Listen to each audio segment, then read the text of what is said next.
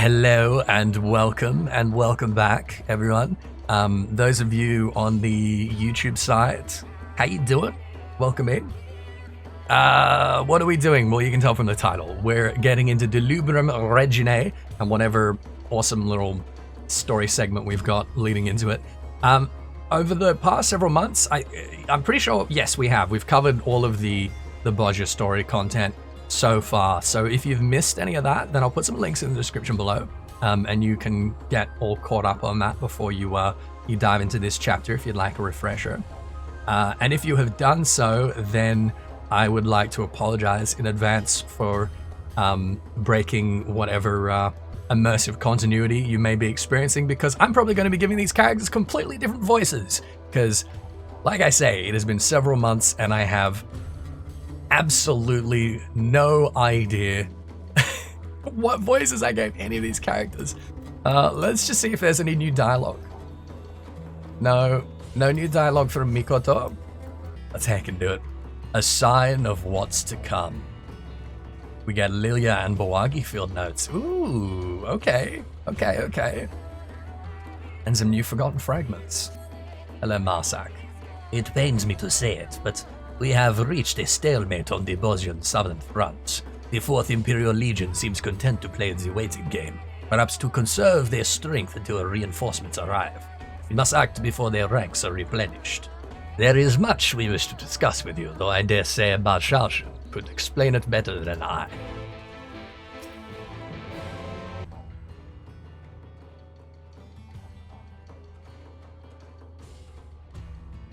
Allow me to cut straight to the heart of our troubles. Ooh. Okay, so she's like properly taken to the field. Look at that. Grim, thank you very much, by the way. Thank you. Though we were forced to abandon the castrum, it was our hope that Misia's display of force there was no more than an act of desperation to buy them time. But since then, Queen Gunnhildr has been quick to join the fray each time we engage their forces, leaving us little choice but to retreat.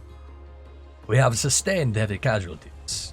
Many of those not slain outright have been made slaves to Misia's will.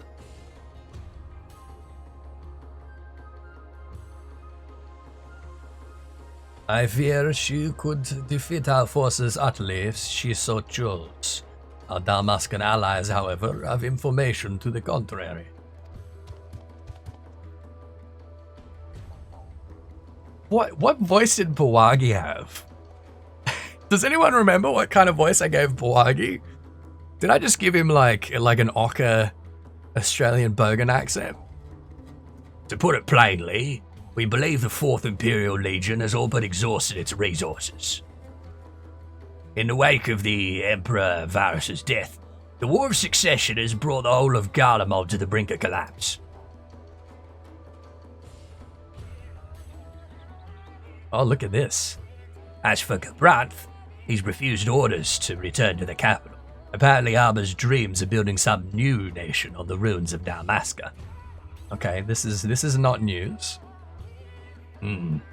He may once have played the loyal servant to Solus, but there was no love lost between him and Varus. It seems his allegiance to Garlemald died with the Emperor. Okay.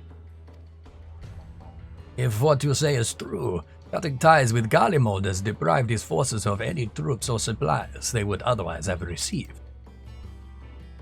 Okay, this is again just a recap of the stuff we were learning in those final cutscenes. Lord Hien was quick to reach the same conclusion and ordered an assault on the 4th Imperial Legion. Ah, good old Hien. That would explain why reinforcements from Gabranth have yet to reach the Bozjan southern front. Exactly. Even as we speak, allies from both Dalmasca and Naxxa endeavor to halt their advance. Nevertheless, our foes on the Bozjan front have Gunnhildr's blades at their command, giving them the upper hand. Would that there were a way to free them from Misia's control. Oh no, we're not going to do Porksies, please. There may yet be hope, Marsak. I recently received word from the Scions that a cure for their affliction has been found. Oh no, please. However, the procedure would require a great deal of preparation, and that is to say nothing of the difficulty employing this treatment in combat. If only I hadn't been captured by Misija, none of this would have happened. The fault lies with me. I am the one who failed to see through her deceit. You are not to blame for any of this. Aye, no use mooning about feeling sorry for yourself. Next you'll be saying we should never reforge the blades of Gunnhildr.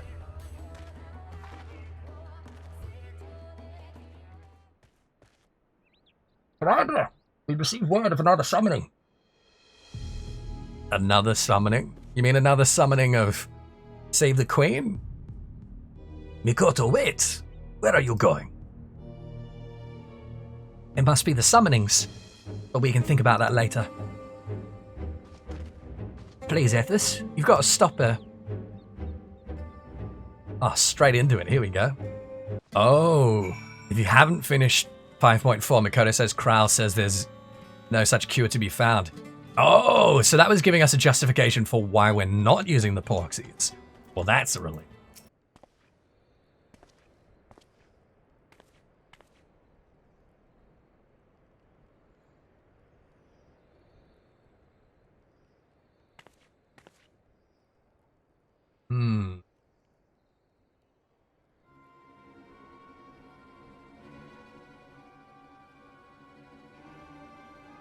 Oh dear.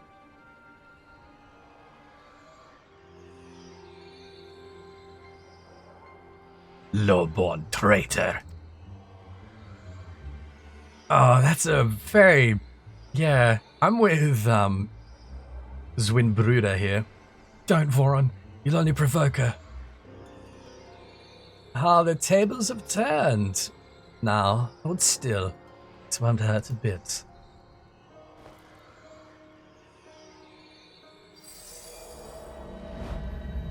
Wait, please, don't!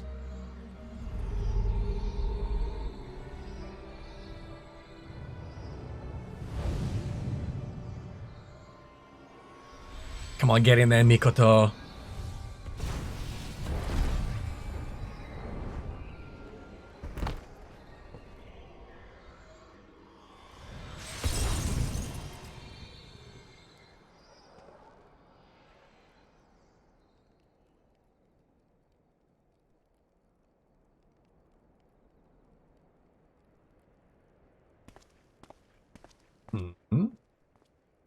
Something wrong, Misija?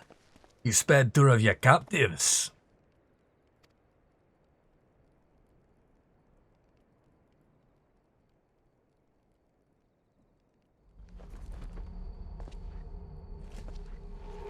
Oh, she's like specifically targeting the ones that have been mistreating her.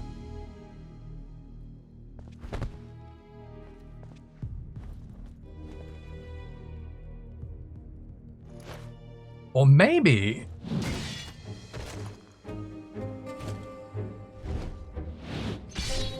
Maybe it's only working on the Hrothgar.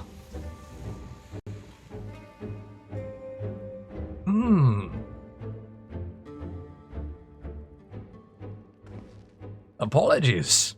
Seems I misspoke. Or maybe she only did that because she was getting called out. Yes, that's true. She was able to temper the Hyur and Mikote blades. So, that's probably not it, is it? If you've come to bark orders, don't bother. The next step in my plan has already been set in motion. Now, if you'll excuse me.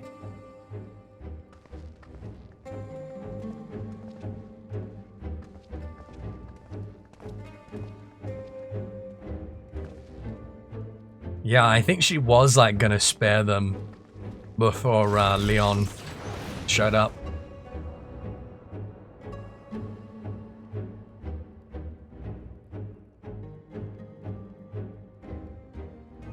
I certainly hope she knows what she's doing.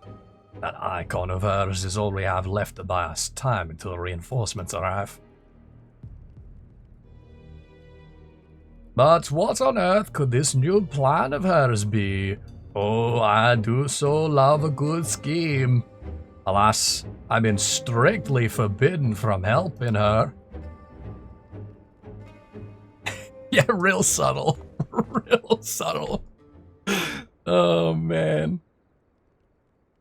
Yeah, he's interesting, isn't he? Let us return to Gangos. I've seen more than enough.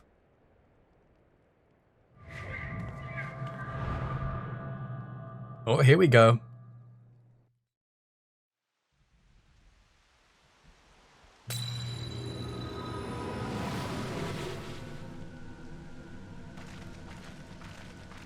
This is a very different kind of echo vision.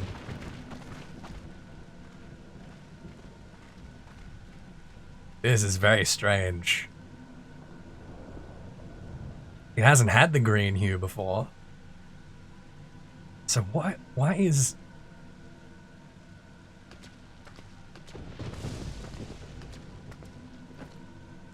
Yeah, she's going into the ruins. Oh, right, because we're not seeing the past here.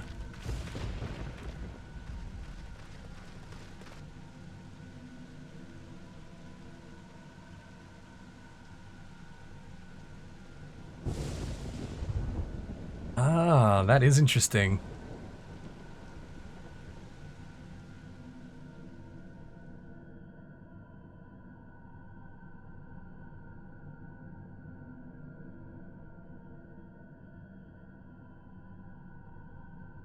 Yes, Mikoto does have echoes of potential futures, yeah. Not another step. We have you surrounded. Oh, Bozja, don't do anything stupid.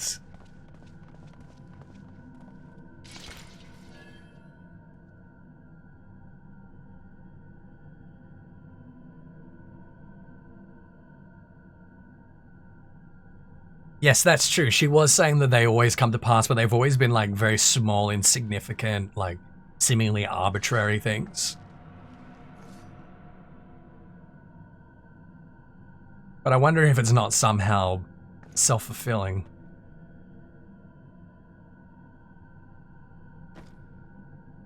It's over, Misija. We know full well the crystal's power is spent.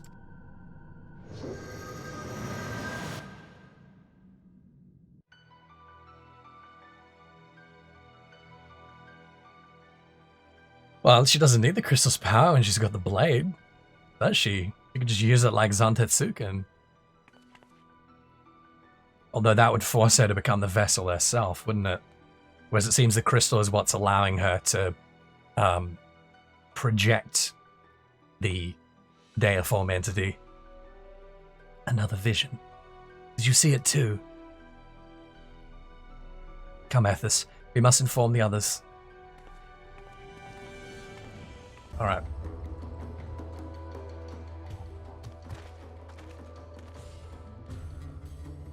Yeah, I keep waiting for the twin to show up. Now that the Blade Asher has arrived, care to elucidate your findings, Mikoto?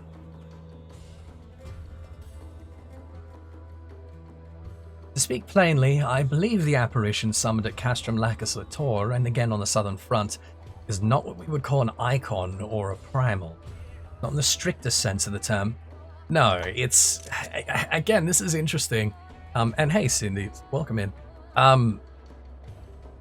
There's like this umbrella category of deiform entity, which we've seen used a couple of times, that covers primals as well as Lucavi, and anything that is kind of like in that sort of spectrum, but not necessarily being like a primal, like strictly. So I assume she's going to elaborate on what kind of deiform entity it is. I mean, we know with no, like, reasonable uncertainty that Save the Queen has a Eurekan weapon. But I don't think that's been actually, like, hard confirmed yet. So, let's see. The hell's you talking about, lass? I've heard me fair share of tales about primals, and what you've told... excuse me. And what you've all told me is Queen Gunnhildr fits the description to a bloody tittle. According to our records, Queen Gunnhildr wielded the power of the blade not to summon a god, but to become one, that she could protect her people. So she made herself a vessel for its power, then? No, I don't think it's an Eggy. Misija claims that after the Fourth Umbral Calamity was averted, the Queen was able to return to her mortal form. Tales passed down through the ages state much the same. It appears Queen Gunnhildr was able to call upon its power at will. Yeah, it's because she had the Echo. Right. We've been given this explanation, sort of like ad hoc from the Ascians, that basically to make yourself a vessel for the primal and be able to kind of like switch in and out of that form is something that is particular to the Echo. To be able to like take the form and sort of retain your sense of self and retain some control. The crystal focus, that's the Eggy thing. Yeah, it seems, I don't know though. I think it's just the crystal focus is allowing her to project it, because Eggies can't temper, you know? At least as far as we understand, Eggies are not like deiform entities. They're like carbuncles, right? That are just in the sort of shape of a primal, right? It's like when you're making a fairy or a carbuncle, right? You're making like a pattern. If you think about that, you're taking ether and you're forming it into a certain pattern, and you can only form it into patterns that you know and that you've learned, that you've read, that you've studied, right? But the thing with Eggies is that when you've been in proximity with a primal, that kind of pattern is just sort of intuited. It sort of like imprints itself upon your soul, regardless of whether or not you're tempered by it. And then, you know, with the sort of know-how, you can use that to summon an Eggy. Whereas it seems the Eurekan entities, the Eurekan weapons, what they do is like, it's a little bit more like a Lucavi. It's sort of somewhere between like a primal and a Lucavi. Tales passed down through the ages state much the same. It appears Queen Gunnhildr was able to call upon its power at will. But then that would mean that a living vessel is required to wield the blade through power. That does not explain why it had instead manifested in the form of Queen Gunnhildr.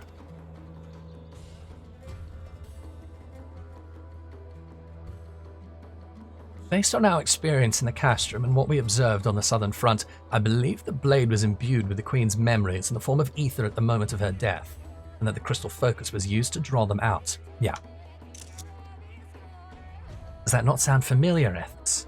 Ether absorbed into a vessel and thereafter used to call forth unspeakable monstrosities. Yeah, so it is, again, a little bit more like a Lucavi. Is what she's getting at, basically. Precisely. It is a phenomenon quite similar to the Aurasite we discovered in Rabanasta. As you may recall, Argath Adolphus harbored a burning desire to rule, which was made manifest in the ruins of Lazalia. Yes? Yeah, exactly, Grim. It was the same with for my brother Begamnon. His guilt over the deaths of the prince and the princess served as a catalyst for his own grisly transformation. Similar to Zantetsuken, yeah. Well, it seems the sword is a Eureka weapon. Again, we don't have a hard confirmation for that, but if it is, then it's basically another Zantetsuken. It seems that Eurekan weapons, it's tough. So the Aurasite absorbs people's ether and like intensifies it, and then transforms them into something based on that desire, that emotion, that intention. Whereas Eureka weapons were forged by Eureka, which was an icon, which would basically, it had control of creation magic. It would create things that it was instructed to create by its summoner, and it just happened that that was generally weapons for whatever reason. But as for the form that people take when they wield those weapons, it does seem to be more static, more consistent. So it's not the same as an Aurasite, but it's not the same as a primal either. It seems like something in between. It seems like there's something in the weapon that is like consistent and static, whether that is always memory, like we've learned with Gunnhildr, right? Is that the weapon absorbed her memory specifically, and that it subsequently will summon her or some form of her. I don't know. Hopefully we're going to get some more answers here. The sword can run out of juice. The Eurekan weapons don't have this problem. Oh, they absolutely do. Yeah. Zantetsuken is only as powerful as the person wielding it. So the whole purpose of Odin going around trying to find people to fight is that it wants to be defeated so that it can get a stronger host, so that it has more ether that it can feed off. Because, quite likely after 5,000 years, it is also tapped out and it's trying to regain strength. All right, Baz.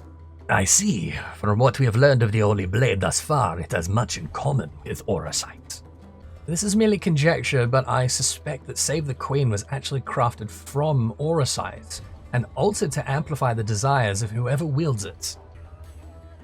Maybe it's not a Eureka weapon then. But who would be capable of such a feat? I cannot say with any certainty, but together with the crystal foci, it is reminiscent of ancient Allagan technology that found its way into the hands of Bozjans is anyone's guess. Well, the thing is, Eureka was captured by the Allagans, and it seems that Labyrinth of the Ancients obviously was not called Labyrinth of the Ancients during the time of Alec, because that wouldn't make sense. It wasn't ancient. But we have that sort of connection between the Forbidden Land Eureka and Eureka on the Isle of Val being named after the place where, Eureka was originally kept. So we're pretty confident that the Labyrinth of the Ancients was originally used, or at least part of it was used, to contain all of these Eurekan weapons and Eureka itself. Right? So it's unclear whether the Allagans were using Eureka to make weapons, or whether they were just like keeping it all there for safekeeping in the same way that the Baldesian arsenal was. But what Mikoto here is saying certainly doesn't contradict it being a Eureka weapon. Now hold on a bleeding minute. Let me see if I'm understanding this right. You're saying that thing you saw in the castrum weren't no primal, but a mere sliver of the Queen's ether, what was left over in the blade?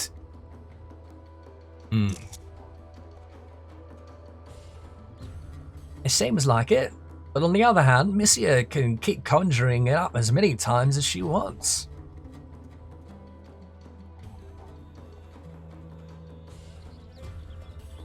Considering what it was designed for, that shade of the Queen is the least of our worries. Indeed, Misija's ultimate goal is likely to become a vessel for the Blade's power, much like the Queen did to avert the Fourth Umbral Calamity. For that preparation, Ethys could I think we know what that was saying anyway. But if Misija should succeed in bringing the full power of the Blade to bear, are you suggesting there's a chance he could lose? Impossible. Why, I can't even count the number of stories I've heard of Ethys' god-slaying adventures. What's one more notch on his belt? I would rather it not come to that. Thankfully, Misija has yet to find a store of crystals suitable for her plans. And I doubt she will, for the time being at least, if the blade was designed in like manner to the crystal foci. Must act now, while there is still time. Okay, so the blade being made of Aurasite needs a very specific kind of ether to power it up. So the idea is to get a bunch more ether into the blade to empower the deiform Queen Gunnhildr, right? So it's kind of the difference between fighting like Ifrit normal and Ifrit extreme. Specifically is that Ifrit Normal does not use a lot of crystals. Ifrit Extreme uses a lot of crystals. And it seems that she's using the ether that is collected in the foci to project Gunnhildr right now. But if she wants to like take the form of Gunnhildr and wants it to be anywhere near as powerful as it evidently was in the Fourth Umbral Era, then she needs a much, much larger source of ether to empower it. Kind of like what we're saying with Zantetsuken. You know, Zantetsuken is hunting around trying to find people to empower it because it can't use crystals because it's the wrong kind of ether. Because if it does behave in the same way as Aurasite, then it needs like mind ether. It needs ether of like a certain frequency, right? And that frequency we were collecting in Bozja, basically from like a memory, right? I think it might be similar to how like remember in A Realm Reborn in the monk job quests, you're going around to all these different like battle sites where a lot of people have kind of fought and died because there's a specific kind of ether there. It's like that. It's less about the ethereal element polarity and more about the ethereal frequency, right? I think I'm on top of this. Again, and to everyone on YouTube, I have to apologize when we're doing this live. Like, I want to stop and I want to talk about. I want to do this kind of conjecture. This is kind of how I like formulate my ideas and my theories. So if you're watching this down the road and like I've come up with something else and stated it somewhere else, then this is just the process that you're witnessing right now. So don't take anything I'm saying right now as gospel, please. Okay, I think we're on top of it so far. Field notes on Lilia and Bowagi. I'd be very interested to read those. Okay, Lilia Siasaris. Only 19? Oh my goodness, little baby Viera. This is the equivalent of being like 2 for a Viera. Okay, she's from Rabanasta, which I think we already knew. A new recruit to Garland Ironworks, Lilia first awakened to her talents as an engineer while receiving an imperial education in her native Rabanasta. Her academic accomplishments won her acceptance to the prestigious Magitech Academy in the imperial capital, but ere she could relocate to commence her studies, resistance forces launched a large-scale offensive that transformed Rabanasta into a battlefield. Okay. So she was about to head off to the academy just as we started Return to Ivalice. The young Viera was forced to seek refuge in Doma, where she sustained herself by repairing machina and designing custom contraptions. Word of her uncommon expertise chanced to reach the visiting Jesse, who offered her a place at the Ironworks. Having been an admirer of the organization due to its part in the liberation effort, she accepted without a moment's hesitation. Despite her cheery and optimistic facade, Lilia was a conflicted soul. Like no few Dalmascan orphans, she was taken into imperial care and underwent schooling intended to instill a sense of allegiance to Garlemald. And while most of her peers remained fiercely loyal to their homeland, only giving their tutors lip service, Lilia could not muster up the self-same passion. For though she could not approve of Garlean rule, it seemed to her that the alternative, a Dalmascan monarchy, would not much improve the lot of the common man. Further blurring the lines of her loyalty was the respect she came to hold for the occupying 4th Imperial Legion, which did not forcibly conscript civilians into its ranks. During a public address, its commander, Legatus Van Gebrandt, proclaimed that it falls to each man to use his talents to forge his own way in life. Lilia was among those present when these words were uttered, and they spoke to her more than any nation's standard ever could. Nevertheless, she could ill turn a blind eye to the many wrongs the Garleans committed against those they subjugated. All of this served to make of Lilia a woman who opposed the Empire, yet not strongly enough to take up arms against it. The seeming contradiction giving rise to a storm of self-doubt. In joining the Ironworks, however, she was able to quell her inner turmoil by focusing on a new objective: simply be herself, free spirit unburdened by whatever chaos might unfold around her. Witnessing the likes of Sid and Jesse devoting themselves to their work, she recalled the words of Van Gebrandt, and duly set about using such knowledge and skill as she possessed to the best of her ability. This is interesting, isn't it? Bowagi is 48, and he is from Valname. is a member of the resistance group Lente's Tears, serving as their liaison with the Eastern Alliance. Versed in the workings of Machina, he's also charged with the maintenance of the airship Lassar. Despite being a fusilier by training, Bowagi struggled to master the slender swords employed by the style. He compensates for this weakness with his superior marksmanship, which sees him unerringly strike distance targets even with short-barreled weapons. Okay. As a young Banga, Bowagi was scarcely a soldier blooded when he fought the Empire as part of the Dalmascan Royal Fusiliers. When the kingdom fell, his unit was incorporated into the Imperial Army, but he was disinclined to serve his conquerors, choosing instead to embark upon a rambling journey. While he had many a memorable moment during his wanderings, nothing is so close to his heart as his visit to the industrial city of Abdella in Gallian-occupied Landis. Man, if we find out that we're going to Landis on Friday, I'm going to be so excited. Because I don't think we're going to be seeing any more like Dalmasca or Bozja or Nagsha during the MSQ, because we've been covering those zones, right? Landis is north of Bozja and Werlet. It's sort of central Ilzibad. So it would make sense for it to be a potential zone moving towards Garlemald. Because we haven't been there, you know? Unless we're going there in 5.55 as part of the final chapter. But I think the final chapter will be taking us back to Dalmasca, won't it? But we're learning so much about Landis at the moment that I wouldn't be surprised. Would not be surprised. Also because it's the home of Beastmaster, right? And we're expecting something there. As he strolled through the streets, he came upon a play being performed by a troupe of Eshvan nomads.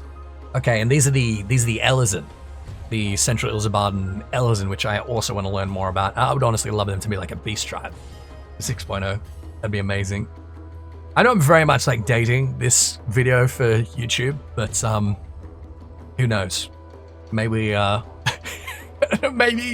maybe we're guessing correctly, right? We'll see. Who were known as much of a source of foreign rumors as they were for their song and dance.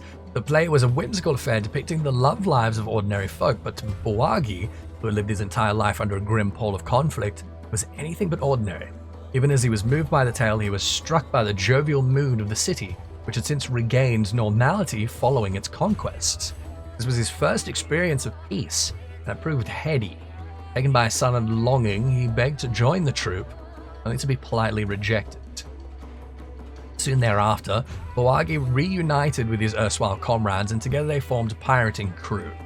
But he never forgot the joy he felt that day in Abdella, and took it upon himself to lighten spirits whenever possible. His japes were more often daft than droll, but he persisted and beamed inside for every grin he succeeded in drawing from his crewmates. Aww. Alas, the carefree days of reaving were not to last, for his leader Begamnon would fall under the influence of an Aurasite. The stone fed upon the battle-hardened Bangar's burning hatred for the Empire, warping him into the draconic abomination Yazmat, and only in death was he set free. Desiring to carry on his respected brother-in-arms' legacy, Bowagi chose to lend his strength to the resistance, and with this decision a grim determination returned to his countenance, but will remain until such a time as his homeland is free once more. Ah, jeez. If Misija yet lacks what is required to fulfill her plans, then we must either wrest the blade from her grasp or destroy it. If the situation called for it, we may need to cut her down in the process. What if it were possible to take both Misija and the blade into our custody without conflict? As I understand it, there have been markedly fewer sightings of the Queen's apparition, correct? Yes, and with good reason. With no means of combating such a foe, our troops have barely set foot outside of our encampments. I believe that Misija has her own reasons for making only sporadic appearances. She must use the crystal focus to conjure Queen Gunnhildr, and therein lies the rub, for its reserves of ether are not without limitation. Then perhaps she fears the crystal focus nears exhaustion. But what prevents her from simply restoring its ether and resuming her assault? I don't think Misija will come out of this alive. I don't think any of the Queen's blades will come out of this alive, unfortunately. Well, it just so happens that crystal focus requires ether of a very specific sort. We were only able to find one source, and that's still depleted from when we used it. Right, yes, as I was saying.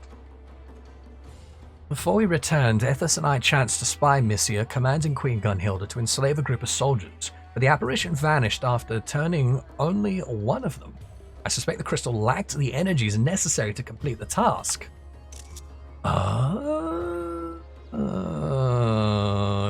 Okay. Yeah, she's burning it out.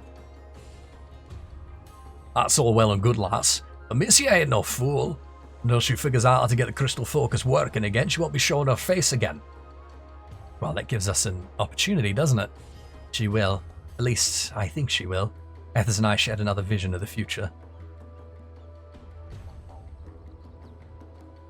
Yeah, so we gotta find the source of where she wants to charge it before she does. And that is going to be within the ruins of Bozja. Again, for the same sort of reasons why there's only specific kinds of ether on the southern front, and again, like, not unrelated to the ARR monk job quests and the effect of that ether in opening our chakra, I dare say. Heading to the ruins in the midst of a storm? But for what?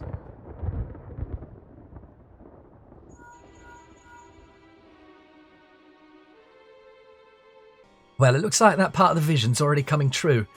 Thunderclouds are gathering above the southern front, and a nasty downpour won't be far behind. Then we must make ready before the rains come in earnest. Marzak, ready the men.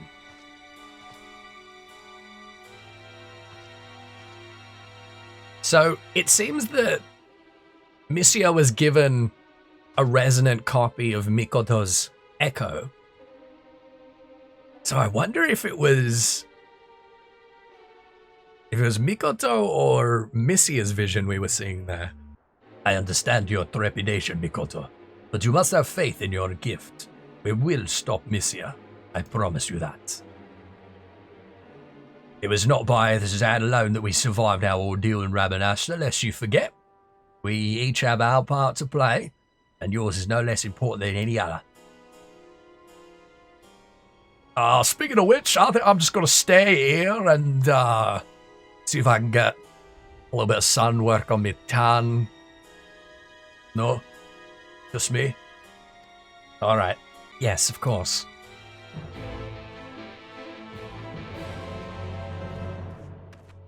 I mean, for all you know, I could probably do the old Gobert Mandeville thing with my hammer, but I'm not gonna.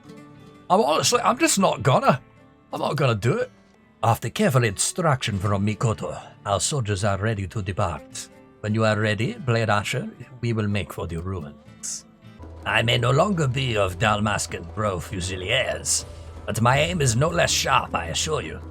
Let us put an end. Now I'm giving him a heckin' Hrothgar voice. I'm doing too many voices. Let us put an end to the Imperial schemes, yes? If Mikoto's vision of the future is true, this may be our only opportunity to apprehend Misija and reclaim Save the Queen. I don't think you necessarily want to reclaim an Aurasite weapon. Just saying.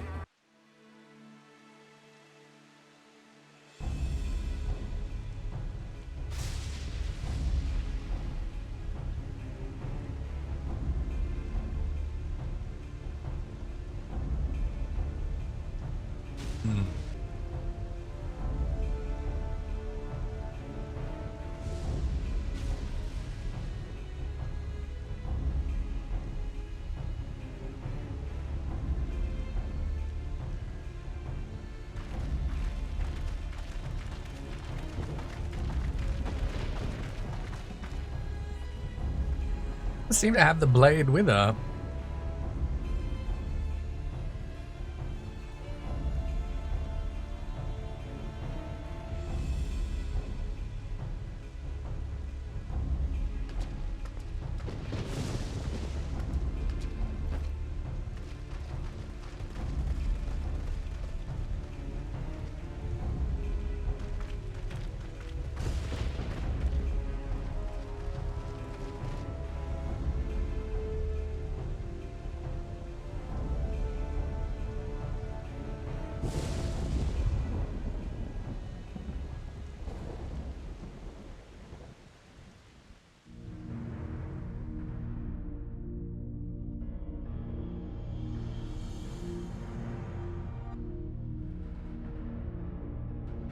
Oh, this is about to break very bad.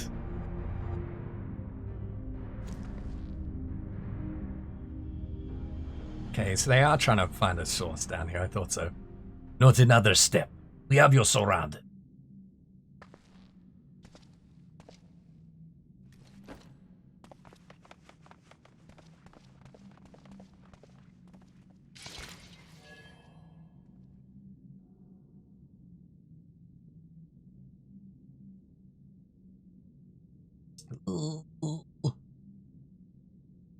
Oh, she does have it. Yeah, okay.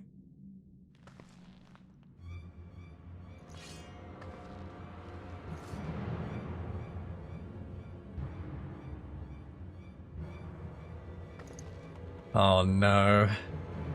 Forcing her hand. It's over, Misija. We know full well the crystal's power is spent.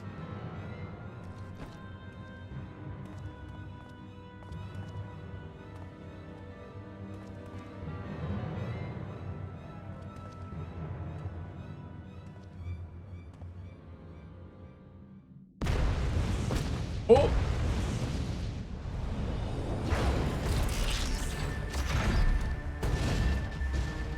Yeah, all that.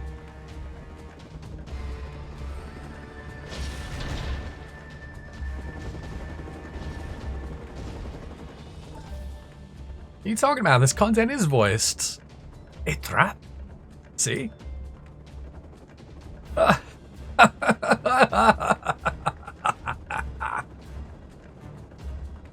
Come out, Mikoto. I know you're here.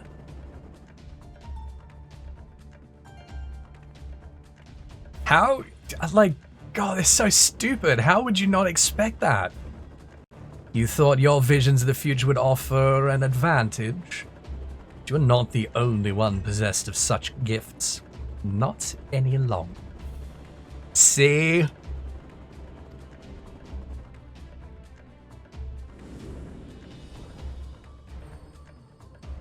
Like, we know she had the resonant, you dummy.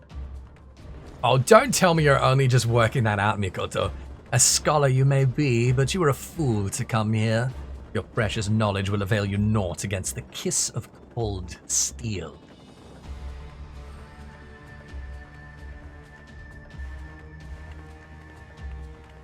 Like, had Mikoto seriously not figured that out? Do not be unnerved. Without the Queen to aid them, victory may yet be ours. To arms!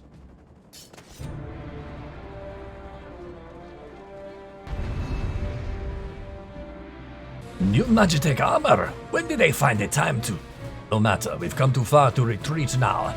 We must divide and conquer, Blade Asher. I will draw this one's attention. Alright. I will see to Misija. The remaining Magitech armor is yours. Oh, that's very generous of you now that she's already on like 1 HP, Mikoto. I'm really glad that we are getting like a juicy bit of story and some solo instances before the raid. I was a little bit worried, like I wasn't expecting, but I was a little bit worried that it might just be like a couple of cutscenes into the raid and just be a sort of filler bit of story. I'm still waiting for Mikoto's sister to show up. Uh-oh. Uh-oh.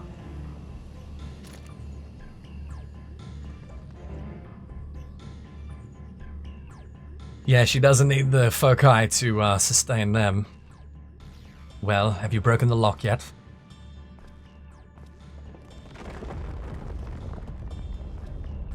Yes, ma'am. Opening it now. Ooh.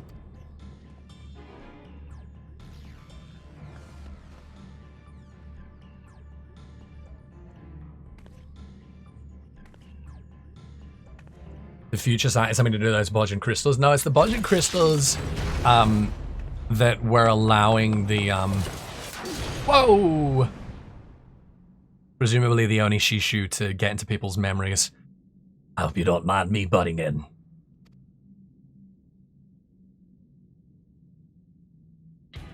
Oh, look who it is! That is who I think it is, isn't it?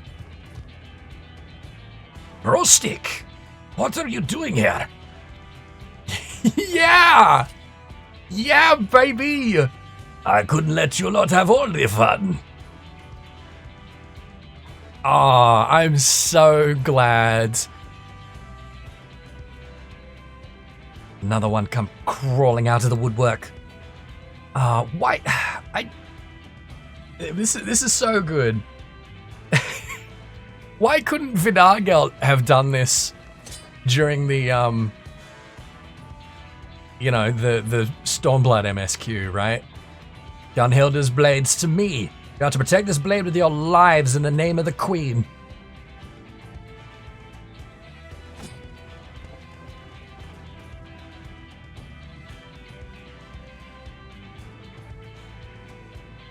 Where are they going? We've met before the day with Radovan, but now is not the time. Go on ahead. Leave their toys to us. Okay, yeah, there you go. Yeah, Rustic trained Thanger and Malzak, yes. We'll be right behind you. Now, go. Mikoto needs you.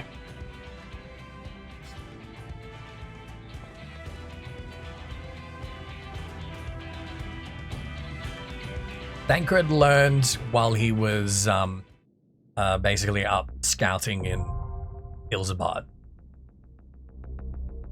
He ran into Rustic and picked up a few things. Ooh. This looks a lot like Lazalia, doesn't it?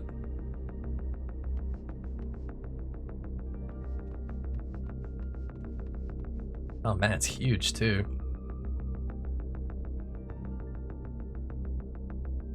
Makes sense that it's so far underground as well, given, you know, the Fourth Umbral Calamity and where the Crystal Tower and the rest of Allag ended up. If only I'd remembered what Misija did to me. I recall a strange device and being tied down, but sadly the rest is a haze. To go to such lengths to lay claim to those ruins can only mean one thing. The door of crystals with the capacity to power save the Queen must lie within. Extraordinary to think... I gotta pay attention to all this, don't I? I think such vast ruins can endure underground all these years, where we can find Misija before it's too late. Oh, of course, we probably want some actions, don't we? What do I want in here? Is it a big deal? I don't know if any of these really help me very much. Oh, come on. Alright, okay, never mind, I guess.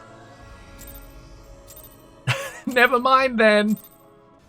Trinity Seeker. We're the blades of the verdant path. 3 who fight as one. All who trespass must be purged in the name of the Queen. Okay, so they have become Lucavi. The verdant path is amalgamation of etherized senses. Oh no. Yeah, it's Blaz. Oh, so these... Oh no. Yeah, these are the ones that joined the verdant path. I wish they'd done a ready check or something, you know? Because I'm here like trying to trying to take this in and trying to read. Velibor. There's Blaz, Velibor, and who? Yeah, this is absolutely a Ravana reskin, isn't it? Yes, it might be excessive tempering, or it might be that there's more Aurasite down here, you know? It's Blaz, Velibor, and Aggie. Okay. Well, this is basically what I was expecting, to have to fight like Lucavi forms of these guys. Okay. Oh, I see. It does the ones that he's standing on. Oh, this is sad. This is really sad. All right. Unfortunately, I'm gonna have to like go back through the log for all the dialogue here. Oh no. Yep, they're dead. Oh, hello. Dahu. So this is the same model as Arcatania, which is interesting. Whoa, what is it doing? Is it... is it supposed to be... That was a weird animation. Yeah, it looks like it's stuttering, right? Is that... Oh. Is that just me? In Somalhard. Yeah, that's true. Yeah, the first place we saw this model is Somalhard, wasn't it? So it's definitely... Oh man, I hecked it up again. And I'm dead. And I'm dead. Yeah, so even the normal mode here, this is definitely tougher than like a regular 24-man. Just really cool. I was expecting it to be Return to Ivalice level 24-man. And then the Savage to be more like an extreme. But it seems like this is pretty much the same difficulty as Lacus Litor. And then the Savage seems like is actually maybe tougher than a regular Savage, because I think only the first fight had been cleared last I saw. You get scared around people using essences, most people don't for some reason. Well, I was trying to pick up some essences at the beginning, and everyone just kind of like rushed in, so I didn't get any opportunity to fish one out.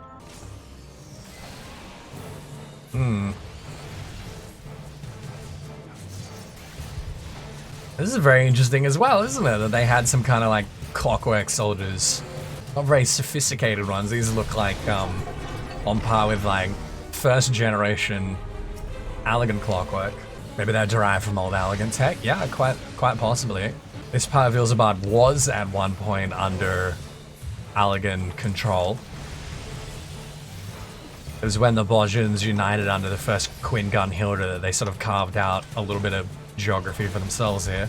That is the Palace of the Dead Dude. I mean, it's a reskin Palace of the Dead Dude. The Pride of the Lion. I wonder if we're gonna find out who this guy is. Who dares disturb our slumber? Wait, what did I... Oh, no! Oh, okay. Ooh, interesting. Alright, cool. At last our souls may rest. Yeah, it seems that might have been like a confluence of a bunch of different undead. Oh no. I feel so bad for them. Yes, another tempered blades. Gods, what has Misija done? I wonder who's caught up in this one. Okay, I want to get hit by fire to balance it. It's only me! How did it come to this? How did it come down to this? I don't have any lost cure left. Oh no. Oh, good, pulse of life. Oh, thank you. Oh, jeez. On one hand, I'm kind of glad that my prediction was correct, that none of them were getting out of this alive, but good lord. Oh, wow.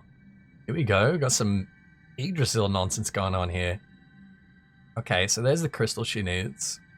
Lost power to reclaim what is mine, what is ours.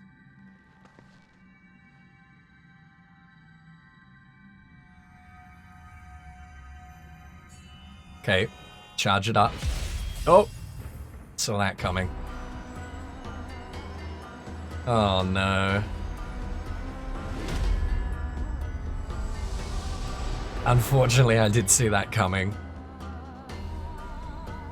The will of Queen Gunnhildr shall not be denied. All who oppose Bozja must fall. Whoa! Okay! I wasn't expecting the Dwemer shit. By the gods, it's become a vessel of the blade's power.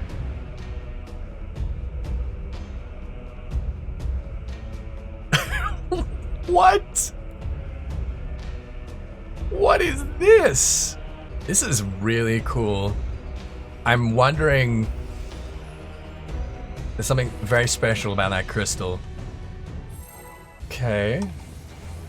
Oh! Alright, okay, alright. It seemed a little bit too simple for them just to go in a straight line. Yeah, it's interesting, like, they're using, like, clockwork machinery that is kind of reminiscent of, like, very early Allegan, like, first generation Allegan clockwork. So I wonder if that isn't... Oh, no. I wonder if that isn't making some sort of implication about, like, the era at which Bozja gained independence. 1, 2, 3, 4. I think I'm good. Yeah. Oof. I did it! I did it, fam! What?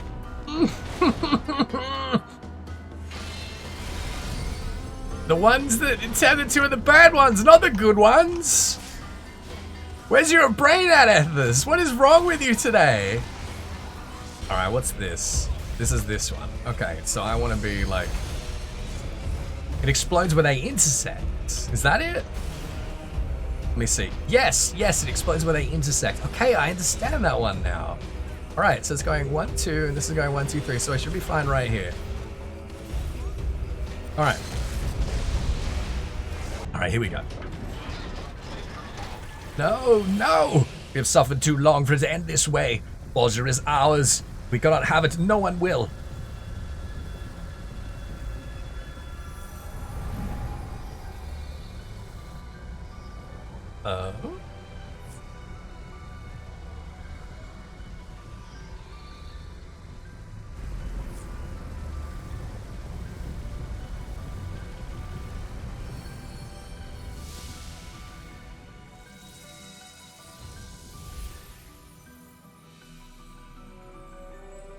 When we're not killing Misija?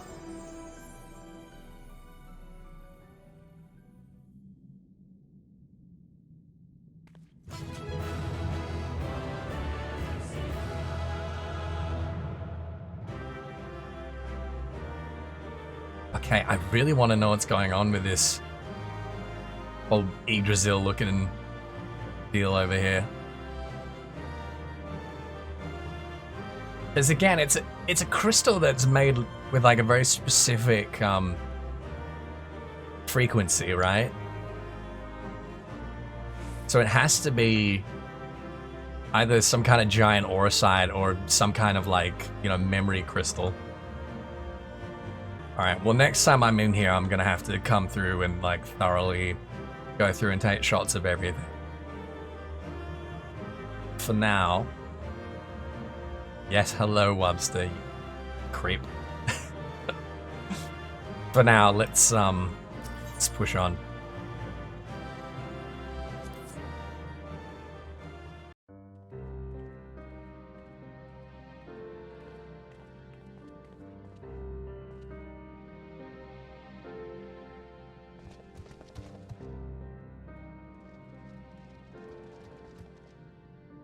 Blade Asher, Mikoto. Are you alright?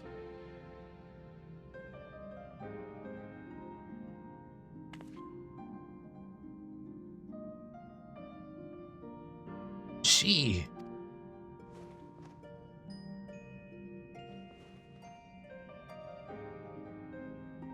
No, merely unconscious.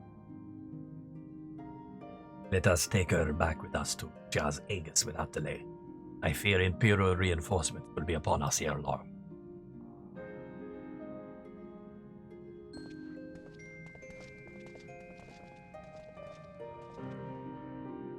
That's an interesting thought, Astrid. That's a very interesting thought.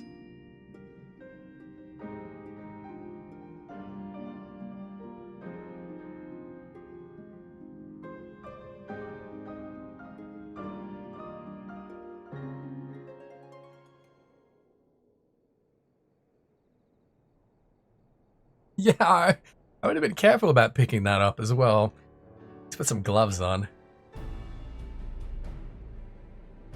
It was far from easy, but thanks to the two of you, we have succeeded in reclaiming Save the Queen.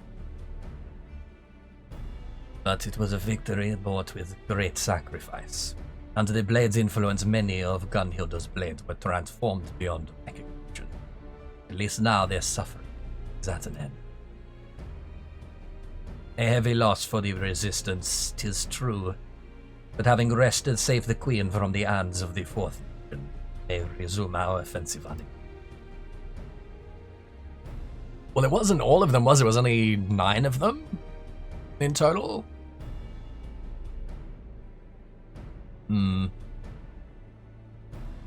And we must do so quickly while they remain few in number.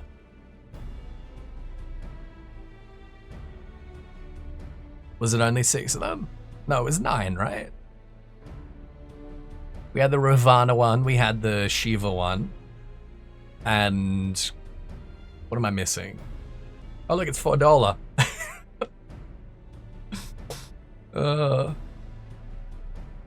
3 in the Trinity Seeker, 3 in Knight's Guard, 3 in Trinity Avowed. Okay, there you go then. For now, she will remain in solitary confinement in Gangos. First and foremost, we must deal with the threat of the Fourth Imperial. Once they have been routed, she will be made to stand trial for her crimes.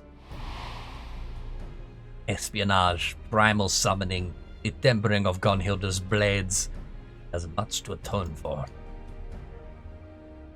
As do many of our people, I would say.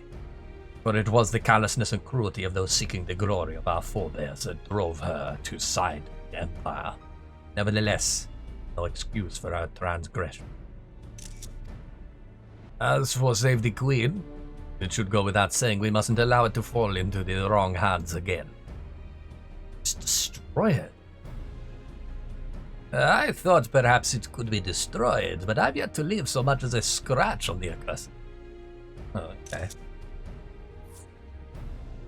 I think it best if you were to take it, Mikoto. No doubt its study would prove a most illuminating experience for you. Unless, of course, you would rather it be locked away. I shall defer to your judgment. Yeah, collecting Eureka weapons worked so well for the Sharlians before. Oh! What a shock.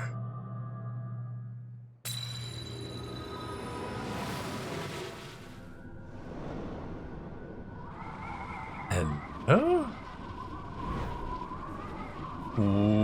What?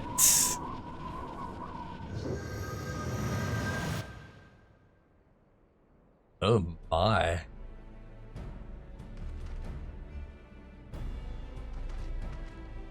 Oh my. Mikoto, is something wrong? No, I'm fine. Really tired is all. Mikoto, like, where we dropping, fam? Damn it. Do you think that's teasing the new PvP content? No? Just me? Alright, okay. Then I bid you return to Gangos and rest. You have more than earned it. What in the world?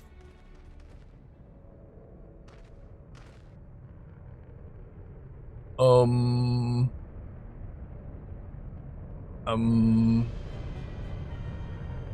okay. I thought it was... Oh, no, okay. Another dreadnought.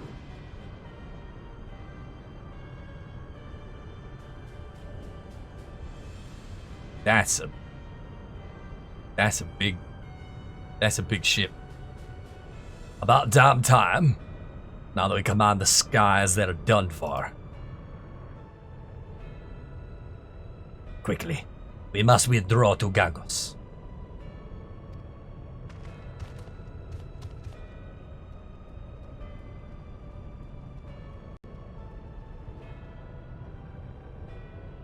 At last, victory is within our grasp.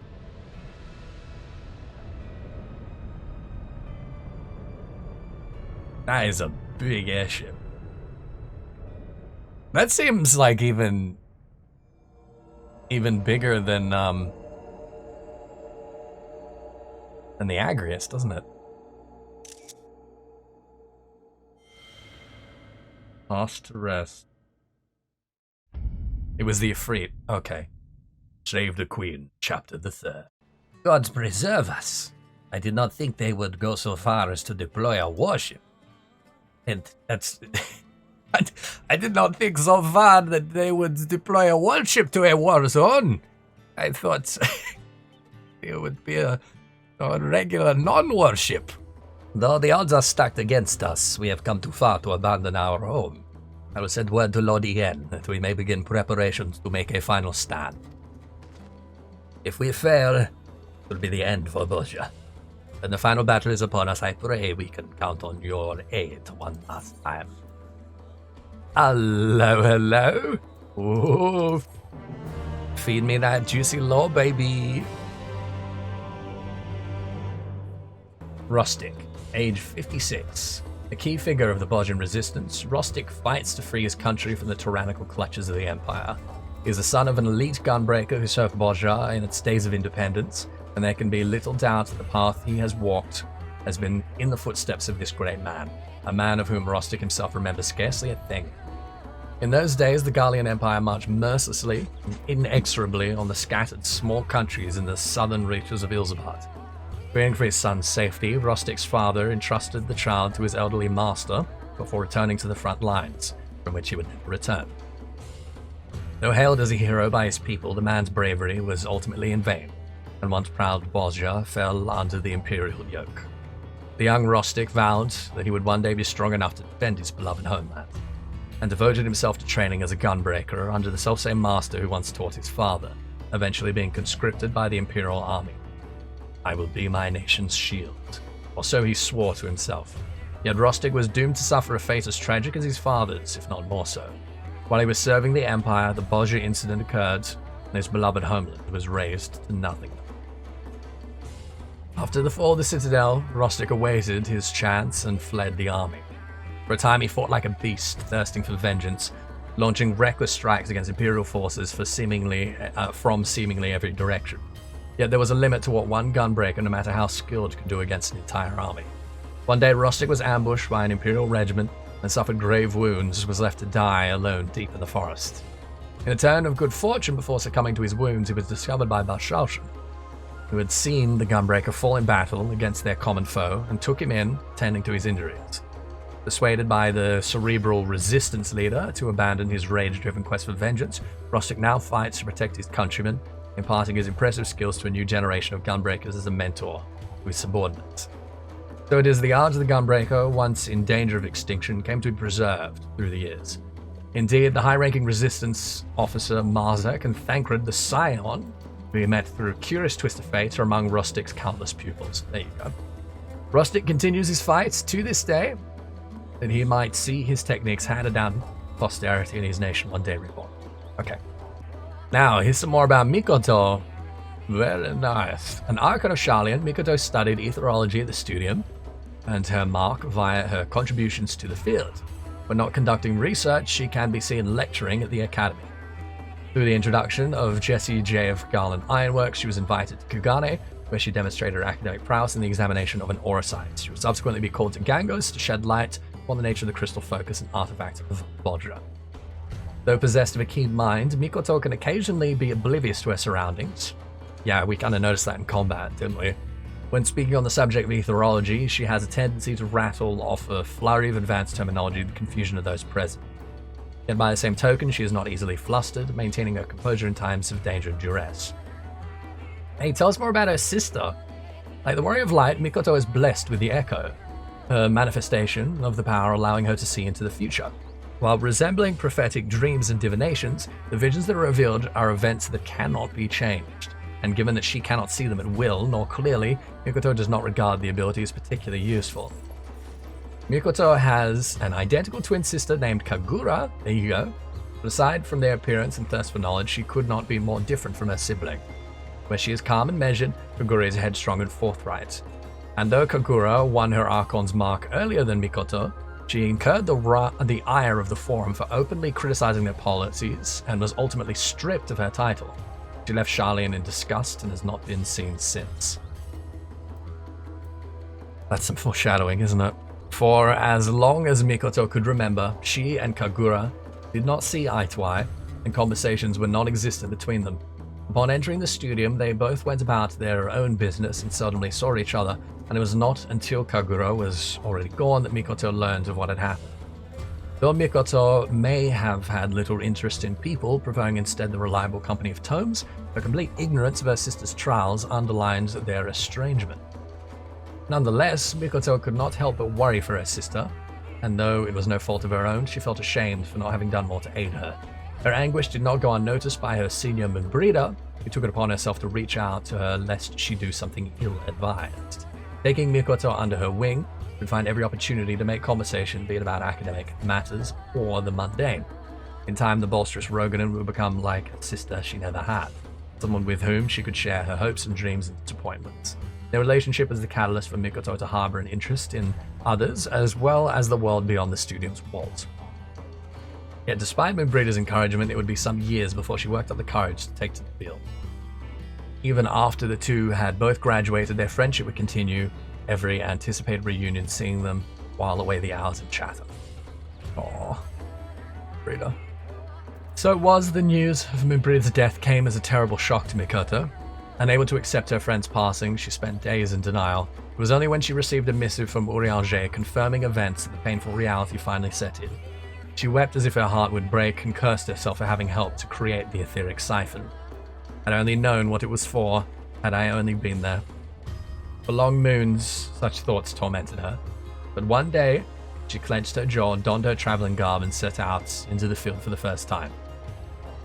Since that day, Mikoto has not shied from venturing forth, and gladly takes on tasks from outside groups, such as the Scions of the Seventh Dawn. What matters is that she strives for the benefit of others, as her dear friend once did. Aww. Do you think Mikoto has juicy stories about Urianger? Probably, yeah. Yeah, probably. Wishing we get these for everyone. Yeah, me too. Misija. Covert operative of the 4th Imperial Legion charged with infiltrating the Castrum Resistance. Question. Upon joining the Resistance, you provided your name and personal history, and we are in the process of verifying. If there are any falsehoods, now's your chance to correct them. It's regretful the incident destroyed any evidence I might provide, but I swear the information I gave was entirely truthful. Why then did you betray the Resistance to our enemy? Why turn traitor? Oh, this is her interrogation. Turn traitor? I was never on your side to begin with. My mission was to infiltrate your ranks. You were sent to spy on us, correct? And what was your objective? I was to ensure the forging of the Resistance weapons and the reformation of the Gunnhildr's blades. Once saved, the Queen was safely in the possession of the 4th Imperial Legion. The plan was to summon the icon and bend it to our will. An elaborate scheme that ultimately ended in failure. Have you learned from your mistakes? My only mistake was to underestimate the talents of Eorzea's champion. I knew that Asia's powers were essential to delve into the memories, but never did I dream that the renowned Liberator would become so integral to the process. Perhaps Mikoto simply felt uneasy. Sending for him was a means to guarantee the success of our work. Whichever the case, your operation is in shambles. What will the Legion do now? I haven't the slightest idea, and even if I did know, why would I tell you? We've discussed many times before, you have no reason to revile the nation we seek to build. It will be a society in which every citizen is treated as an equal, where poverty and bigotry are evils of the past, and yet you still choose to work against us. Altering the course of this country will not be a simple matter of claiming its helm. Establishing new laws, enforcing your ideals, will be done amidst a storm of protest. Who in their right mind would oppose us? Consider the situation from my perspective. The Imperials have imposed their order upon Bozja for half a century, and have all their subjects accepted their rule as I have, who all enjoy the same treatment, the same standing. The Empire invaded us. Even if its laws were just, we could not help but chafe beneath the yoke of occupation. Comparison is flawed. And I say it is two sides of the same coin. Even should you seize control and attempt to reform what you see as evil, there will always be those who cry oppression. I find that hard to believe. Then you lack imagination. Many folk are short-sighted and resistant to change.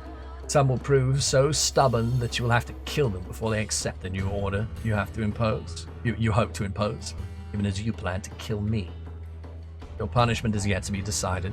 A military court will deliberate your fates once a nation has been liberated. A foregone conclusion. Why even bother to discuss it further? You are not beyond redemption. Do not tease me with talk of salvation. If you mean to execute me, then bring out the headman's axe. I mean to save you. We both have our convictions, but mine do not demand your death. You are a gentle soul. People such as you and Bashalshan are the pure stream trickling through the mud and muck which now suffocates poor Bozja. Pray the source of your kindness never runs dry. This document records the interrogation of covert operative Misija Vosjak, as conducted by liaison officer Appella, 3 days after the suspect was apprehended. Several remarks herein have been flagged as inappropriate for resistance personnel. The file is to be stored in the full clearance only section of the archives. Interesting. All right. Last one, Gunnhildr. I'm interested to see what these other ones are, but I assume they're probably going to be drops from the Savage. Sadly. Gunnhildr is both name and title, inherited by every queen who ruled over the Bozja of old. The last potentate to be ordained as such, the last Queen Gunnhildr in history, was born Nevembia Vosjak, ancient ancestor of Misija. The bloodline of the Vosjak tribe has given rise to generation after generation of seers, and thus when a 7-year-old Nevembia showed signs of great promise, she was taken to study at the shrine. She learned to read the stars and the winds, divine secrets in numbers. She immersed herself in prayer, spiritualism, and the performance of sacred dance. The reward for her devotion was a place amongst the 12 shrine maidens, personal servants of Queen Gunnhildr. This shining era came to an abrupt end, however, when the hubris of the Allegan Empire brought about the fourth Umbral calamity. Bozja was plunged into chaos as great earthquakes caused the land to buckle and shift, the ragged rents in the ground spewing forth plumes of flame. In a desperate bid for self-preservation, the ruling class agreed that the power of Save the Queen should be invoked, and a champion summoned forth to deliver Bozja from destruction. But Queen Gunnhildr, knowing her essence and identity would be consumed by the ritual, refused their entreaties. Thus stymied, the statesmen raised Nevembia to the throne with unprecedented haste, imbuing their disposable figurehead with the authority to wield the sacred blade. Meaning pure and selfless in the old tongue, Nevembia was true to her name. Though unaware of the reason behind her rapid ascension, she dutifully took up the sword and poured her life energies into the weapon. In answer to her sacrifice, a mighty entity was made manifest, and Bozja and her people were saved. Right. So it's the same as Zantetsuken. It's the same as an Aurasite.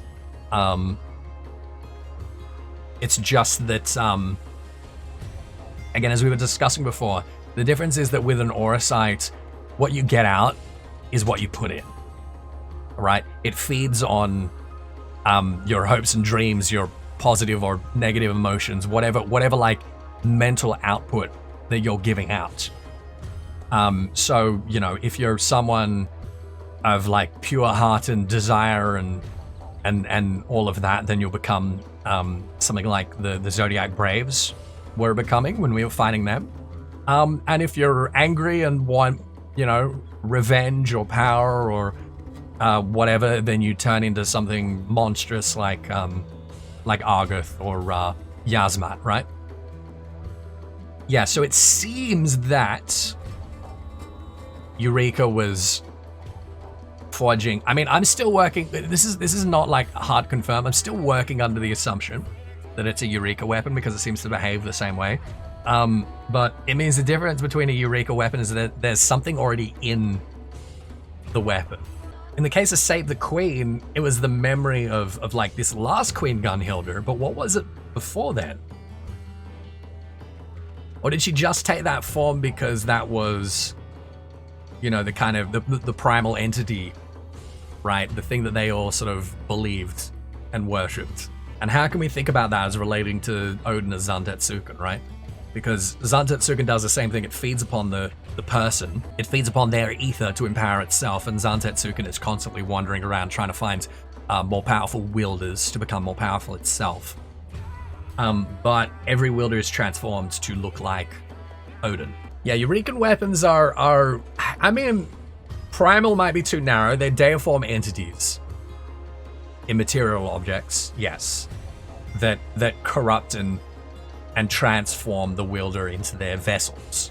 It means a Lalafell-sized Odin. Yeah, I mean, basically what it does, Zantetsuken, someone picks it up, it basically tempers them. I mean, it literally is what it does. It tempers them and transforms them into, you know, a vessel for their will. Yes, it takes the form of the last person who dealt the killing blow.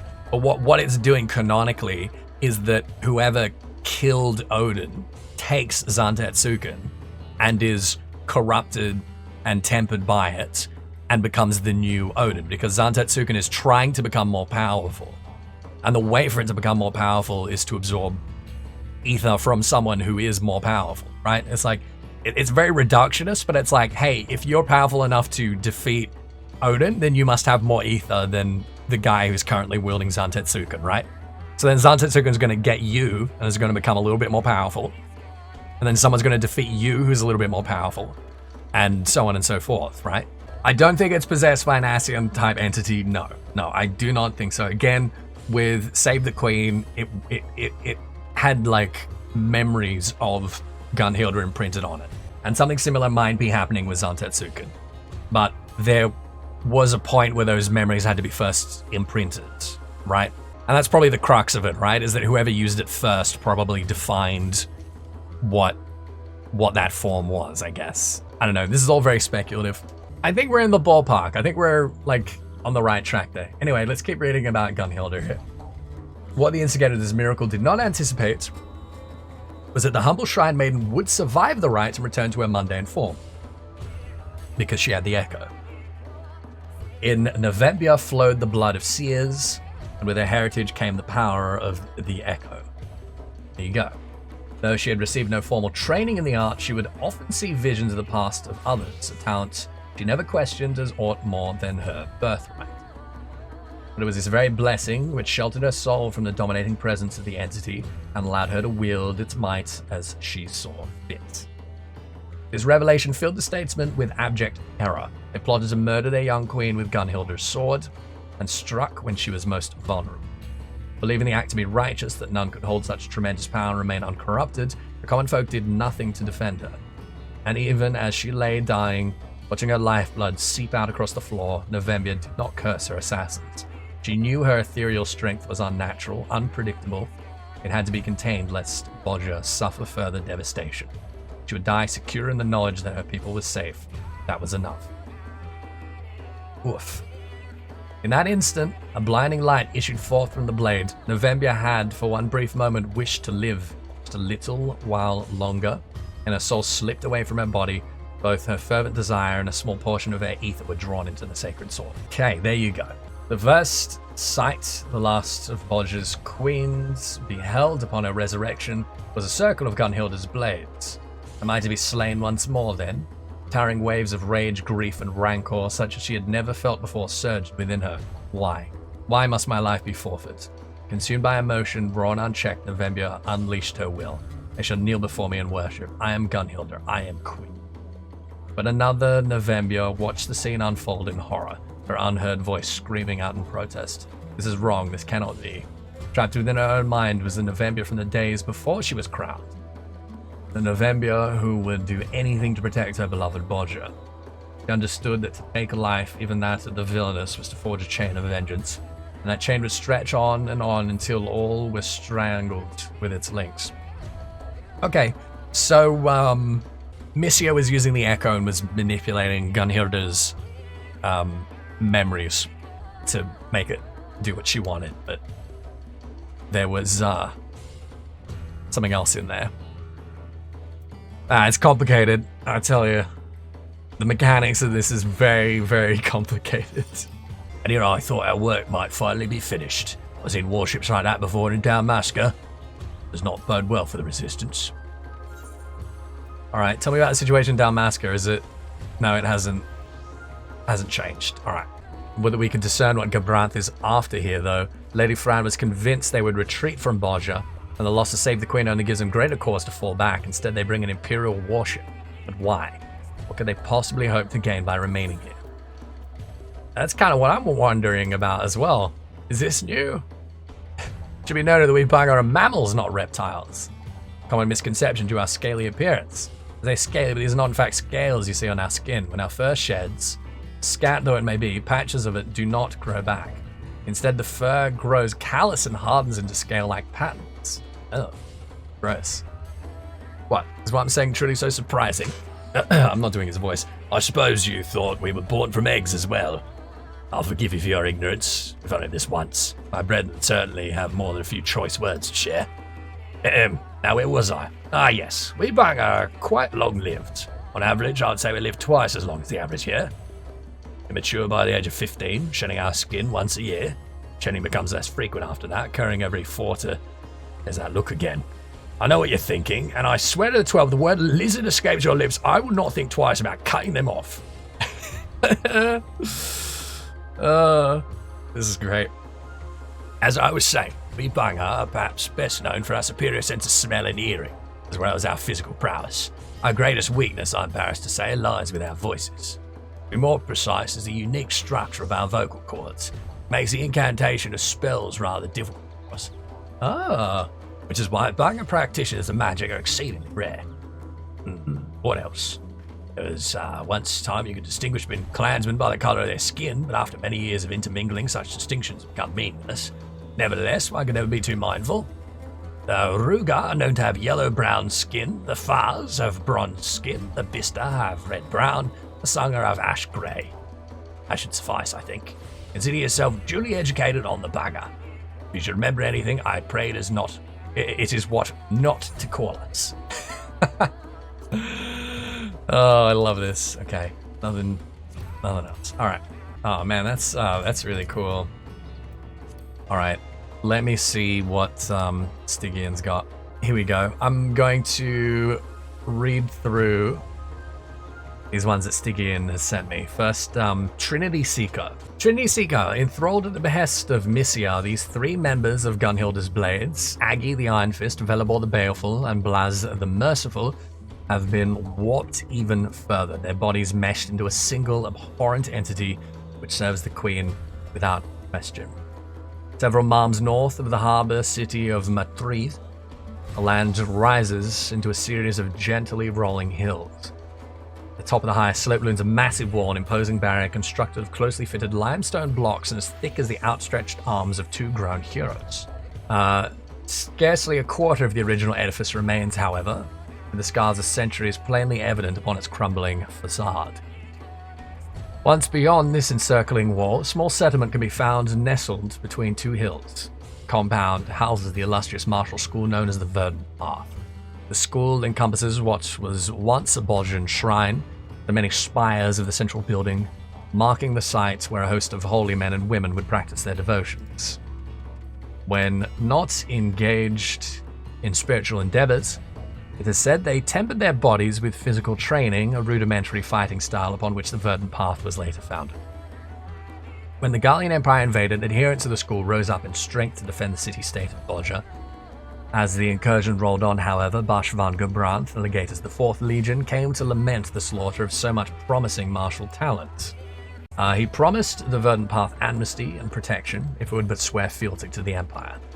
The schoolmaster accepted, and by surrendering himself to the invaders' justice were his colleagues allowed to continue their instruction. This isn't anything new so far, this is stuff we already know. One such teaching was the technique of 3 as 1. It was simple in concept, yet difficult to master, requiring 3 disciples to synchronize their actions in order to fell opponents far too powerful to engage alone. Okay. During their training days, Blaz and Velibor were ever on the lookout for a third to complete their 3 as 1 trio. Their incomparable skill, however, meant that none of their fellows could ever measure up to them in an even contest. Only one disciple refused to admit defeat, rising to her feet again and again. The student was Aggie, a girl who came to the school as an orphan, ragged and withdrawn, but now lit up the room with her infectious grin. Blaz and Velibor loved her as a little sister. It was for this very reason they were hesitant to add her to their ranks. The day was near when Bozja would rise in rebellion, and the Verdant Path would lend its strength to rebellion. And the Verdant Path would lend its strength to the resistance. And what sort of brother would drag his younger sibling off the war? One so bright and full of promise should be spared the horrors of such a battle, where blood would answer for blood in unrelenting conflict. Yet, Aggie was not to be turned from her chosen path. She earned the rank of master and trained until she was able to claim one of every 3 matches she fought against the cousins. Blaz and Velibor were compelled to recognize... her achievements and at last accepted her as their third. Their decision was swayed not by Aggie's desire to fight, but by their need to protect her if she insisted she must. They swore to be her shield, come what may. And what twisted fate did come, they exist now only as the Trinity Seeker. 3 as 1, forevermore. Well, I mean, not really forevermore, considering we killed them. God, that sucks. That sucks. Alright, and I've got Save the Queen here as well from Stygian, thank you. Trigger weapon, forged by the fallen Allagan Empire. Save the Queen was born from painstaking study of icons and a desire to simplify and streamline the process by which they were summoned. Such devices, of which this Holy Blade stands as a prime example, serve as the catalyst by which an icon may be called forth. Very similar to Tupsamati. Very similar to the horns, like the one on Tupsamati, and like the one that Travanchet had. Doesn't mention Eureka here though, so maybe we're a little bit off the mark there. But again, you know, they had Eureka and they were using Eureka, if not to make weapons, they like had Eurekan weapons. Born from the painstaking study of icons. See, that might imply Eureka there. As for how this legendary sword did come to ancient Bozja, none can say. In light of Bozja's military weakness, it is inconceivable they could have seized or stolen it themselves, and there's little reason to believe that Alec favored the Bozjan so much as to present it as a gift. A more likely possibility is an Allagan apostate who no longer looked kindly on the Empire defected to Bozja and gifted his new countrymen the artifact of his own accord. I think it's more likely it was given them by Emmett Selk, you know? In any event, the fact remains that the Holy Blade of Bozja, that which could be wielded by only by the hand of Queen Gunnhildr, was a trigger weapon, a relic of Allagan ingenuity. The mechanism by which this power is a wondrous thing. In the days of ancient Ivalice, the crystal known as Aurasite was worshipped as a reliquary. Come to this world from the heavens on the wings of Ultima, the High Seraph, and houses power beyond mortal comprehension.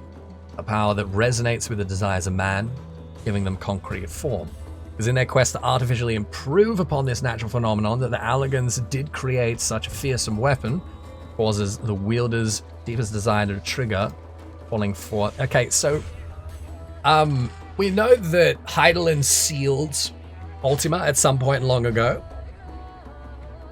Like long before Ivalice. This is just sort of implying to us that that was before the Allagans. Or as real as deepest designed to trigger for calling forth an icon. Okay, so basically, this is confirming that the Allagans used icon as an umbrella category for different kinds of deiform entities. So both what we would call primals and Lucavi. No, Hydaelyn did not seal Ultima in the monastery.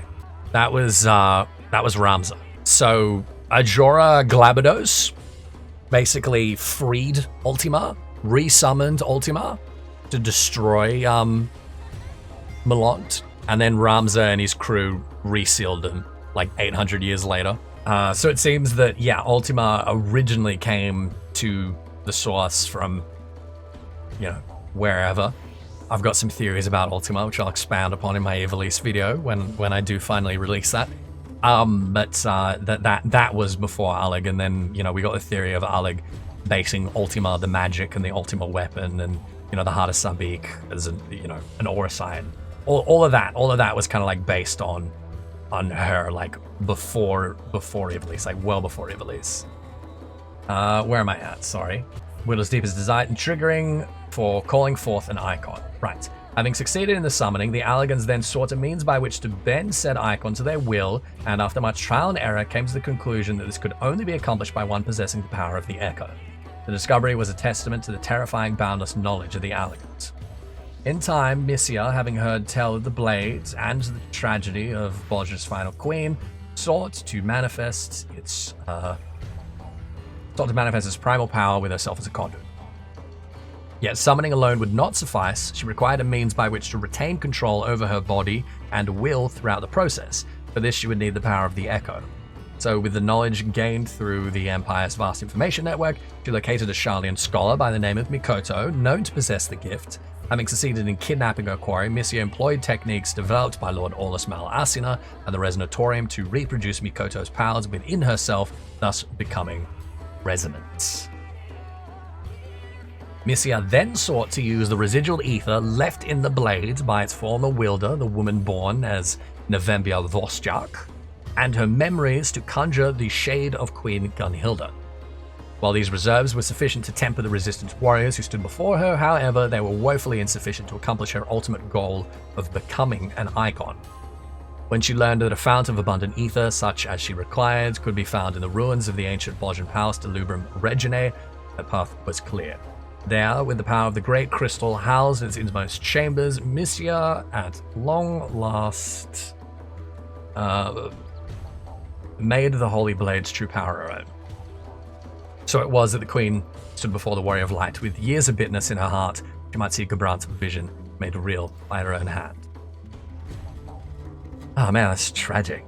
That's absolutely tragic. Gale, I see you sent me Trinity Avowed. Thank you. I'll read that as well. Stanek the Unwavering, Zebin the Vengeful, and Isolde the Eagle Eye. These three brave souls, their corporeal forms twisted and warped beyond comprehension, continue to dutifully serve their queen as an odious amalgamation possessed of unholy martial and magical powers. Now, this does seem to be the case of them being transformed by tempering, right? As you know, we had explained to us in 5.4 that they take on qualities of the primal and are sort of transformed in like way. So I think it's more likely that than it is like them having individual Aurasite or like using the sort of Aurasite of the blades to transform themselves. And I wonder if that doesn't give us like a retroactive explanation for Thornton's knights, right? If they weren't so much distinct primals as just very, very tempered. Okay, Altair takes us back some moons before the Battle of Castrum Lacus Litor to the western shores of Igalj Kello. Those well-versed in Old Bozjan will know that, just as Lacus Litor means lakeside in the language of the Empire, Igali Kello means mirror of water in that ancient... I'm missing something. I'm going to assume in that ancient tongue. It was here at the Bozjan Resistance. Here the Bozjan Resistance mustered their forces in secret at Volod until one day when they were unceremoniously rooted out by the Imperial Army. Knowing his men stood no chance against the Empire's might in a face-to-face conflict, Bashalshan ordered a full retreat from the outpost, dispatching his three most trusted lieutenants to cover in those in flight, Stanek, Zebin, and Isolde, succeeded in uniting with the surviving troops who were ambushed on their return by Albaleo and his regiment, sought to take advantage of the situation by picking off the Bozjans in their weakened states. Oh, they're not in the right order. Oh yeah, they're not. I think I can figure it out. Surrounded on all sides, the three fought bravely, expertly employing the rocks, the trees, even the corpses of their ill-fated countrymen as defensive war against their foes. In the end, however, the Gallians' sheer firepower proved too much for them to overcome, knowing they faced total eradication. Otherwise, Stanek and Zebin entrusted their wounded men to Isolde and engaged in a diversionary attack which succeeded in... Okay, so basically they created a successful diversion. I'm trying to kind of put this together. They thought they were going to die. And then Isolde was singing a folk tune. Alright.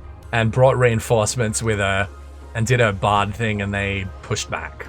And then the evening... Where is it? The evening before the Battle of Castrum Lacus Litor, Stanek entreated Isolde to play the same melody for old time's sake.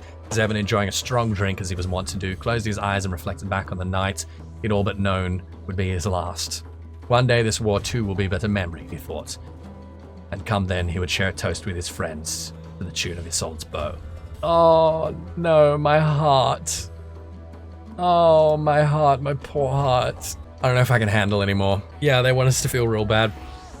Oh, jeez. So the Queen's Guard, I assume, is going to be something similar, but can you just tell me, the Queen's Guard, was it also...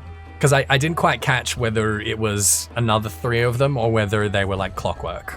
Yeah, that's the thing. They gave us all this lore on those characters last time, right? Like, we knew more about those characters than we knew about, like, any of the Scions. And it was just to, like... it was just to bait us to feel bad for what's happened.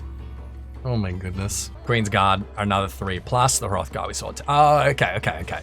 So the clockwork soldiers we were fighting, they were more tempered soldiers, were they?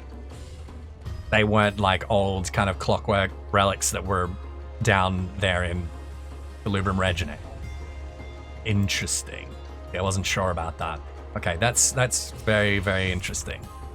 Cool. I gotta say, I was not expecting to get like 3.5 hours of content out of that. That was a lot. So I'm just gonna say to everyone on YouTube, guys, thank you so much for watching. Again, apologies that things might have been a little bit murky. When we're trying to like digest all of this as we go and speculate and figure out what the heck is going on, I'm sure that there are some parts where we're like right on the mark and other parts where we are way off. I'm gonna have to go through all of this like 2 or 3 or 4 times and really kind of like chew it all up before I have a strong idea of what I think has been going on with all this, particularly, you know, with potential relations to Eureka and, you know, how exactly the blade works. It's difficult to kind of like science that out ad hoc, right? So I hope you guys enjoyed it. If you did miss the previous parts of our Bozja playthrough, again, they're up on YouTube. I'll put links in the description below. We're recording this like a couple of days before the announcement showcase. So if there is anything that, like perhaps, you know, something about going to Landis or other parts of Ilzabad or anything like in that showcase that could like give us more fuel for figuring out what is going on here, I'm sorry, I don't know it yet. We'll come back to it. Yeah, so I know this one's dragged on pretty long, but you know, I wanted to go through and read all that stuff, and I'm sure you guys didn't mind joining us for that. So thank you very much for watching. Be good, and you know, hit the buttons, do the things. Take care. Bye, YouTube. Bye.